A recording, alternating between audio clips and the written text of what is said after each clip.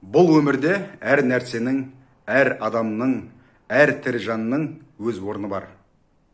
Сол орнынан немесе орнымыздан ауытқып жатсақ, орындарымызды ауыстырып жатсақ, өмір соны балансқа әкелгізіп, орнымызға қойып жатады.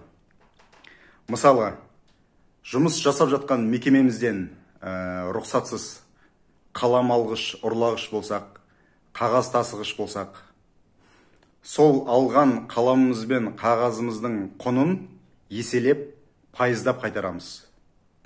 Мысалы, ойда жоқта ауырып қалып жатамыз, бір жерімізді сындырып аламыз, тісіміз ауырып қалады деген сияқты. Соған қаншама ақша кетеді. Біз ешқашан ойланбаймыз. Соған төлеп жатқан ақшамыз рұқсатсыз алған қаламымыз бен қағазымыздың құны екенін. Сондықтан келесіде дүкеннен, жасап жатқан мекемемізден бір нәрсені рұқсатсыз алардың алдында пайызды төлейтінімізді есте сақтайық әрдайым. Мына менде мынандай бір жағдай болып жатыр өмірімде. Айтып жатырмын ғой, әрдайым әр нәрсенің өз орны болады, адамның да орны болады. Мысалы, родовая программа деген бар, ата-бабамыздан келе жатқан бір бағдарлама. Мысалы, қайталап айтам, әке-шешемізге, немесе аға-апаларымызға, яғни өзімізден жоғары тұрған адамдарға ақыл айтқыш болсақ, өмір бізді қояды өз орнына. Ақылды беруге болады, әрине, бірақ мәжбүрлеп емес ешқашан. Оның да бір өз тәсілі бар, бірақ ол басқа видеоның тақырыбы. Бүгінгі болған бір инсайтпен бөліскім келіп отыр. Адамның біліп жүрген бір нәрсесі бар, сосын білдірткен бір нәрсе бар. Білдірткен нәрсе, деп бағана, бұл осы екен ғой, бұны мен ойлап жүрдім, біліп жүрдім, бірақ дәл осындай санама тимепті деген нәрсе, ол инсайт болып келеді. Яғни бір түйіннің шешілгені. 24-25 жасымда мен бір 16 жастағы бір бауырыммен қатты сондай бір достасып кетіп, бауырласып кеттік. Қазір мысалы әлі күнге шейін араласамыз, доспыз, бірақ сол кезде сол бауырым 16 жаста болды, мен 25 жаста болдым, 24 жаста болдым. Басында аға іні ретінде бағана сыйластық, бір-бірімізді сондай бір сыйлап, жақсы көрдік. Бара-бара дос болып кеттік. Мен сол бауырыма киім алып беріп, керек нәрселерін алып беріп, телефон алып беріп деген сияқты. Яғни сол бауырым, сол іншегім әрдайым бағанағы сондай өзін сенімді ұстап жүрсін деп, сыртынан бағанағы соған қызығып қарап жүрдім. Вот міне қандай, мысалы, нағыз жігіт, нағыз бағанағы өзінің бағанағы сол өзінің жасын өз айналаңдағы достарынан бағана ерекше көрінсін деген сияқты нәрсе болды менде. Енді сол бауырымның бағанағы сол кездегі жанұялық жағдайы кішкене нашарлау болды, бағана финанс жағынан. Енді сондай бір нәрсе артынан кейбір бір сценарийларда қайталанды. Енді дәл қазір тағы да бір 18 жасар бір бауырыммен сондай аға іні ретінде бір қатты бір сондай бір сыйластық бір жағдай болып жатыр. 18 жаста қазір бір таныстым, осы 1-2 ай бұрын бағана кәсібім бойынша. Сол бауырыммен бағанағы бір жақын қарым-қатынас тағы да болып жатыр. Енді ойландым осы туралы. Неге менің айналамда сондай бағанағы жас буын неге көп? Сосын тағы бір керісінше бір сұрақ қойдым. Ал неге менің айналамда бағанағы өзіме сай дос жоқ? Өзіме сай, өзімнің жасыма сай серіктес дос жоқ. Яғни бұл сұрақтарға мен енді келіп жатырмын. Әрине менің сыныптас достарым, басқа да бір достарым бар, бірақ ол достарым менің өзімнің жеке алған бағытыма сай емес. Оларды кемсітіп тұрған жоқпын. Олар төмен, немесе мен жоғары, немесе басқаша емес. Жалпы менің алар бағдарым басқа, олардікі басқа. Сол бір кейбір достарым мені осы видеодан көріп отырған шығар. Олар ренжімейді, менің бағана шынайы тіке айтатынымды біледі. Жалпы бағдарларыңыз басқа. Сол сұрақтың жауабы бүгін міне таңертең келді маған. Мен сол өзімнің 16, 17, 18 жасымды сараладым. Сол кезде мен өзімнің қалаған киімдерімді кие алмадым. Өзімнің барғым келетін жерлерге бара алмадым. Өзімнің кейбір құрдастарым, достарым не істеп жатыр? Олардың бағана кейбірлерінің әкелері, әкешілері, бағанағы ағалары ақша жағынан кішкене жақсырақ болды. Оларда бір мүмкіндіктер болды. Менде ондай мүмкіндік болған жоқ. Яғни өзімді солармен салыстырдым. Сосын менде бір комплекс болды. Яғни ұялшақ болдым. Олар мысалы вечеринкаларға барып, қыздарға барып жатса, менде ондай болған жоқ. Яғни мен сол бағанағы балғын керемет, сол подростковый бағанағы жанып тұрған сол бір жасымды, сол бір жастарымды, сол кездерімді өзім қалағандай өмір сүрген жоқпын. Яғни сол кезең, дұрысынан сүрілмеген кезең менің өміріме түк деп қайта бағанағы басыңдаш, есігіңдаш, қара соған, сол өмірді, сол кезеңді сен сүрген жоқсың, соған бір мән бер деп белгі беріп келген екен әлі күнге шейін. Мысалы, өмір бір ойын алаңы, мына ойындар болады, бір құртпен бір лабиринт сияқты болып жүресің. Мына жерде бір ананас тұрады, соны барып алуың керексің, бағана монстрлардан қашып. Мына жерде алма тұрады, соны барып тыңқ деп алуың керексің, мынаяқтан бананды тыңқ деп алуың керексің, алдында бір кедергілер тұрады. Сол тыңқ деп алғаның бір түйін шешілгенің. Тыңқ деп мынаяқта алған бананың ол екінші бір түйін шешілген. Сондықтан сол бір ананас, сол бір түйін бүгін мен шештім. Тарқаттым. Яғни сол блок, былайша айтқанда, бүгін шешілді. Соған мән бергенің, бұл болып жатырған нәрсе осының кесірі екен ғой деп бағанағы келген инсайт, сол алған ананасың. Енді бұл жерде соған қатысты келіп тұрған, соған қатысты болған блоктар, соның кесірінен келмей тұрған ризықтар енді келе бастайды. Бұл нәрсе бұл тарқала бастайды. Енді бір қызықты айтайын. Менің енді кезінде бағанағы айттым ғой, әртүрлі жолмен ақша таптым, әртүрлі кәсіппен айналыстым, бірақ сол кәсіптің түбі бағана қорқыныштан тұрды. Әрдайым бір жарыс, сондай бір анадан бір нәрсені жұлып алу, мына проектті жұлып алу, сондай молын келді, бірақ махаббатпен, бағана жеңілдікпен келген жоқ, Сол қашан мен сол өмірге берілдім, осы 20-шы жылдан бастап. Қалай содан кейін банкрот болдым, яғни бұрынғы бағанағы сол қорқынышпен тапқан ақшаларым кетті. Енді қазір жайлап жеңілмен, сондай ләззатпен келіп жатыр, жайлап. Бірақ әлі қарызым енді мына жақта. Сол айтқым келгенде, бүгін сол түйінді шештім ғой. Сол осы соңғы бірнеше айда бір ой болды.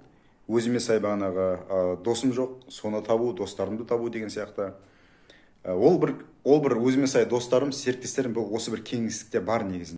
Бірақ сол менің достарым, былайша айтқанда, менің физикалық өміріме әлі келген жоқ. Келе жатыр, яғни. Енді сол бір қызықты айтайын, түйінді мен таңертең шештім. Енді түскі астың уақытында мен жұмыстастармен Атырауда Джама деген асханада тамақтанамыз. Тамағымды ішіп отырсам, бір қымбат бір парфюмнің иісі келді. Қарасам, бір өзіммен құрдас бір жігіт, қымбат костюм киген, галстукпен келіп отырып, сол жақ столға отырып жатыр, подносымен әкеліп. Қасына келіп, соның бір жолдас жігіті келіп жайғасты. Ол да сондай бір парфюммен, қымбат киіммен келіп, енді кәсіпкерлер екені көрініп тұр, келіп отырып жатыр. Осы асханаға мен бір айдан артық уақыт барып жүрмін, ешқашан бұндай кәсіпкерлер келіп, қасыма келіп жайғасқан жоқ. Яғни бір белгі болды. Өзіме, жасы өзіммен, менімен қатар кәсіпкер жігіттер келіп, қасыма келіп, отырып, сол бір кәсіптер туралы әңгіме айтып жатыр. Белгі. Яғни кеңістік жұмыс жаса бастады. Мен түйінді шештім, менің айналама уже сондай адамдар келе бастады. Бүгін жаңа осы бір сағат бұрын серуендеп келе жатсам, екі бір 40 жастары бір 40-тың айналасындағы екі жігіт келе жатыр серуендеп. Олар да бір кәсіп туралы әңгіме айтып жатыр. 500 миллион теңгеге бір котлованға ақша кетеді, там выхлопта бір 800 миллион теңге, 900 миллион теңге шығарамыз деп бағана. Яғни соны менің қасымнан өтіп батырып, сол ақша туралы сөйлесіп жатыр. Ол да бір сигнал. Міне, менің айналамда сондай бір өзімнің қалаған, өзімнің бағанағы ой қиялмасай, кеңістікте бір адамдар, сондай бір ақпараттар болып жатыр. Яғни кеңістік сөйлеп жатыр менімен. Енді бір сол орын туралы кішкене бір күрделі тақырыпты қозғап көрсем. Менің мына екінші ұлым осы айда бұйырса 8-ге толады. Сол кейде бір бір ай, 2 айлық немесе 1 жастық, 2 жастық сәбидің бағана қылықтарын салады. Өте-өте деп бағана еркелеп, бағана сосқы сорғып, бағана бір енді ойнап та, өзінше ойнап, бірақ сонда да сондай бір қылықтар салады. Бұрын мен енді көп ол мәселе туралы бағанағы қазбадым, зерттемедім. Осы соңғы кезде бағанағы кейбір инсайттар келіп, соны бір зерттеп, сол нәрсе бетіне шықты. Мен қазір 2 ұлым бар. Сол бірінші ұлым тумастан бұрын, бұрынғы жұбайым, сол көтеріп, бір бала түсіп қалды. Жатырында көтерілді, содан кейін бір түсіп қалды, яғни. Ол бала, ол рух.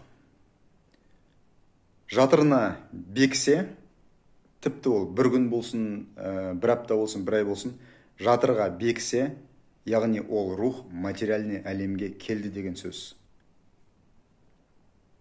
Ол тусын, тумасын, жатырында неше ай жатсын, неше күн жатсын, ол жан келгісі келді бұл әлемге. Яғни сол туылмаған сол жанның бұл өмірде өз орны бар. Немесе сол босанып, шетінеп кеткен балалардың да бұл өмірде орны бар. Егер сол жатырда жатып түсіп қалған нәрестелерімізді, немесе аборт жасаған нәрестелерімізді, немесе дүниеге келіп шетінеп, немесе сәби күнде дүниеден өтіп жатса, оларды бағана ұмытып жатсақ, олар әрдайым біздің өмірімізде өздерінің бағанаға бұл өмірде болғанын, материалдық әлемге келгенін белгілерімен көрсетіп жатады. Менің сол жатырда жатып түсіп қалған сол ең алғашқы сәбиім менің екінші ұлым арқылы маған белгі берді. Белгі беріп жатыр. Мына кейде бір жас ұлдар болсын, қыздар болсын болады, мысалы 8 жасар, 15 жасар бағанағы еркелегіш болады, соларды қарасаңыз, сіз ойлаңыз, сізде соның алдында аборт жасадыңыз ба, немесе сәбиіңіз шетінеп кетті ме? Сол бағанағы шетінеп кеткен сәби, содан кейінгі туған нәресте арқылы, бала арқылы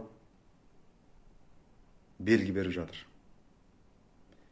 Сол уақытта сіз, менде осындай бір сәби болған, ол тусын, тумасын, материалдық әлемге жан ретінде келді, мен соған орын берем.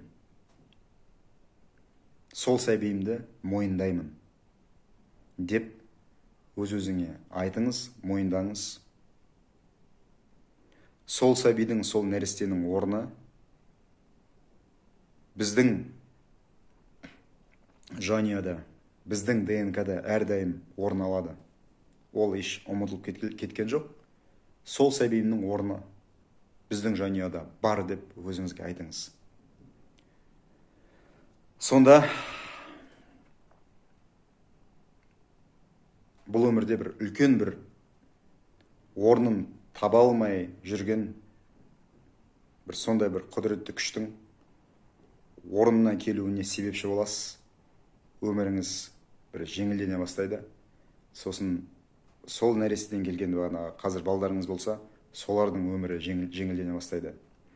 Олар мысалы өз жасына сай өмір сүре бастайды. Бағанағыдай еркелік, өзінің жасына сай емес еркелік, ол негізі былайша айтқанда тұрақты нормальный нәрсе емес.